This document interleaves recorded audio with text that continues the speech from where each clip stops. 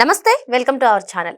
భారతదేశ ఎన్నికల కమిషన్ ఓ కొత్త నిర్ణయం తీసుకోనుందా? మరి ఈ నిర్ణయంతో ఎవరికి ప్లస్, ఎవరికి మైనస్, అసలు ఏం నిర్ణయం తీసుకోనుంది, ఇవన్నీ కూడా తెలుసుకునే ప్రయత్నం చేద్దాం. దీన్ని పూర్తిగా విశ్లేషించడానికి మనతో పాటుగా ఉన్నారు పొలిటికల్ అనలిస్ట్ అశోక్ గారు. అశోక్ గారు నమస్తే. నమస్తే అండి. అశోక్ గారు, ఎన్నికల కమిషన్ అయితే ఒక కీలక నిర్ణయం తీసుకునే యోచనలో ఉంది.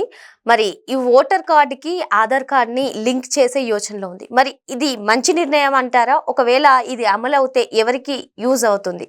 ఇది మీరు ఇందాక స్టార్టింగ్లో చెప్పినట్టు ఎవరికి ప్లస్ ఎవరికి మైనస్ అనే దానికంటే భారతదేశంలో ఉన్న ప్రతి ఒక్కరికి ప్లస్ అని చెప్పొచ్చు. ఎందుకంటే ఫర్ శాంపుల్ ఎగ్జాంపుల్ అండి, ఏ పార్టీలు అయితే ఓడిపోయినాయో ఈ మధ్యకాలంలో, అటు వైసీపీ కావచ్చు, మహారాష్ట్రలో కాంగ్రెస్ ఓడిపోయింది, బీజేపీ ఆ యొక్క కూటమి గెలిచింది. అండ్ దెన్ బీహార్లో వేరే పార్టీలు ఓడిపోయినాయి, వెస్ట్ బెంగాల్లో ఓడిపోయినటువంటి అక్కడ లోకల్లో ఉన్నటువంటి బీజేపీ, వెస్ట్ బెంగాల్లో మమతా బెనర్జీ గెలిచింది. ప్రతి ఒక్కరూ మాట్లాడే పార్టీలకు అతీతంగా మాట్లాడేది ఏంటంటే ఇక్కడ రిగ్గింగ్ జరిగింది. ఈ రిగ్గింగ్ అనే పదాన్ని మనం గతంలో వైఎస్ రాజశేఖర రెడ్డి గారు 2004 ఆ సమయంలో వినేవాళ్ళం. రిగ్గింగ్ అనే పదం దాటిపోయింది ఈ కాలం. ఇప్పుడేంటంటే ఈవీఎంలో ట్యాంపరింగ్ జరుగుతుంది, ఇటువంటి మాటలు వింటా ఉన్నాం. ఈ పరిధి దాటి మొన్న మధ్య తిరుపతి బై ఎలక్షన్స్ టైంలో 2021 జగన్మోహన్ రెడ్డి పార్టీ అంటే YCP party Tirupati MP candidate గెలిచాడు, గురుమూర్తి అనే ఆయన గెలిచాడు.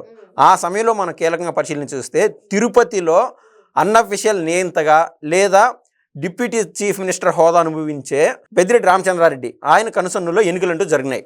అప్పుడు మనము దేశ స్థాయిలో హైలైట్ అయిందండి. ఆ రోజున కేవలం ఒక చిన్న ఇల్లు ఉంటుంది, మ్యాక్సిమం 3 పడుకోవచ్చు ఆ చిన్న ఇంట్లో. ఆ చిన్న ఇంటికి సంబంధించి 18 ఓటర్లు, ఇంకొక చోట వచ్చి ఇంకా చిన్న ఇల్లు అయితే దానికి 48 ఓటర్లు, ఒక్క ఇంట్లో 48 ఓటర్లు నివసిస్తారంట. ఆ రకాన దొంగ ఓటర్లు పుట్టించే కార్యక్రమం మనం చూస్తూనే ఉన్నాం.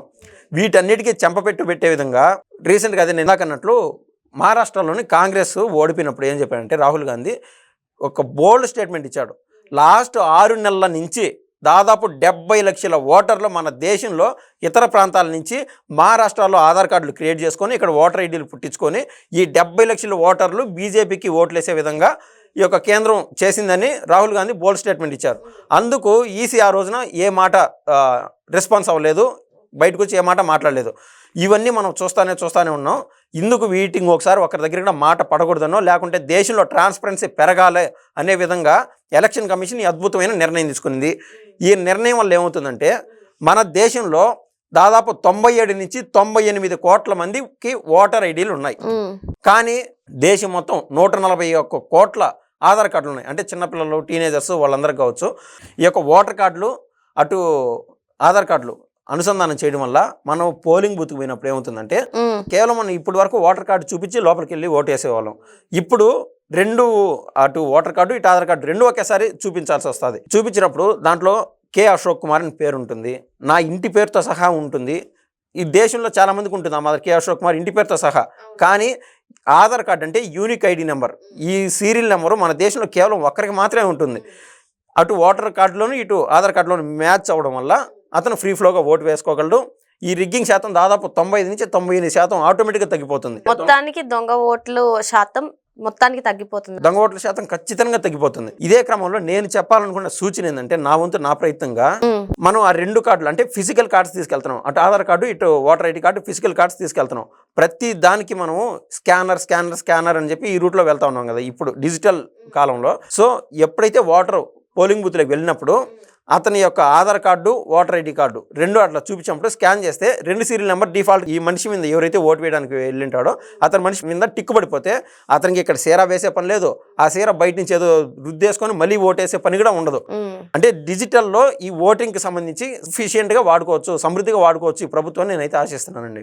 ఓకే అండి, అంటే మొత్తానికి ఈ నిర్ణయం మంచిదేనా అంటారు? అదేవిధంగా దొంగ ఓట్లు అనేవి తగ్గుతాయంట? అవును, మీరు అదే విధంగా అండి కుప్పంలో చంద్రబాబు గారిని మున్సిపల్ ఎలక్షన్స్లో ఓడిపించారు. అంటే చంద్రబాబు గారు అంటే అక్కడ ఆయన తరఫున పోటీ చేసినటువంటి కార్పొరేటర్లు వీళ్ళందరూ ఓడిపోయినారు గత వైసీపీ కాలంలో. అప్పుడేం జరిగింది, రాజంపేట నుంచి రైల్వే కోడూరు నుంచి అటు బద్వేలు ఇటు తిరుపతి అటు పొంగనూరు ఇటు సైడ్ ఓటర్లందరినీ తీసుకొచ్చి ఒక్కొక్క పోలింగ్ బూత్ స్థాయిలో కనీసం 400 ఓటర్లని అడిషనల్గా యాడ్ చేసి అంటే ప్రతిదీ రిగ్గింగ్ చేయడం అనమాట. సో ఇది మనం ఏదైతే ఎలక్షన్ కమిషన్ నిర్ణయం తీసుకోవడం వల్ల ఇటువంటి లోటుపాట్లు ఏవి జరగవు. ఇంకొకసారి ఎలక్షన్ కమిషన్ ఈవీఎం వల్ల ఇది మాదిరి జరిగింది, లేకుంటే అడిషనల్ ఓటర్ కార్డుల వల్ల ఈ మాదిరి జరిగింది అనేది చెప్పే ఛాన్స్ అంటూ ఉండదని ప్రతి ఒక్కరు భావిస్తున్నారు ఇవాళ.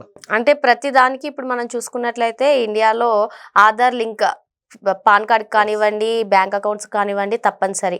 సో ఇప్పుడు ఓటర్ కార్డుకు కూడా ఈ లింక్ చేస్తే మొత్తానికి రిగ్గింగ్ శాతం తగ్గుతుందని మీరు అంటారు. 100% అండి. ఇప్పుడు చదువుకున్న వాళ్ళలో మ్యాక్సిమం ఇప్పుడు హైదరాబాద్లో ఉండొచ్చు, బెంగళూరులో ఉండొచ్చు, అటు సైడ్ ముంబైకి వెళ్ళి జాబ్ చేస్తూ ఉండొచ్చు, 10 నుంచి 15% తక్కువలో తక్కువ వాళ్ళకు ఒక ఎమోషన్ క్యారింగ్ లేనిది. అంటే ఇప్పుడు బాబు గారు ఆ రోజున జైల్లో ఉండొచ్చారు, అప్పుడు విదేశాల్లో ఉండేవాళ్ళు కూడా ఇక్కడికి వచ్చి అదే పనికి వచ్చి ఓటేసిపోయినారు. ఇటువంటి ఎమోషన్ క్యారింగ్ లేనిది పార్టీలకు అతీతంగా యువత వచ్చి ఓటేసేదానికి అసలు ఇంట్రెస్ట్ పోయినది. అసలు అక్కడ పోయినా కూడా మన ఓటు మనం వేస్తాము, కానీ అడిషనల్గా 150 ఓట్లు 200 ఓట్లు దొంగ ఓట్లు పడుతున్నాయి, మనం వేసి మన ఓటు వీడి కూడా వేస్టే అని చెప్పి యువత ఒక నిర్ణయానికి వచ్చింది. సో ఇటువంటి వాటిని పెట్టడం వల్ల దేశం పైన వీళ్ళకి కూడా ఒక సెల్ఫ్ ఇంట్రెస్ట్ పెరుగుతుంది. మన దేశం కోసం మన వంతు మనం సాయం చేయాలా, మన ప్రయత్నం మనం చేయాలా, ట్రాన్స్పరెన్సీ కోసం మంచి నాయకుడిని ఎన్నుకోవాలనే భావన ప్రతి యువతలో కలుగుతుంది. సో బై డిఫాల్ట్గా జాబ్ చేసే ఎక్కడైతే బయట ఉంటారో వాళ్ళు కూడా వచ్చి ఓటు వేయడానికి సెల్ఫ్ ఇంట్రెస్ట్ క్రియేట్ చేస్తుంది.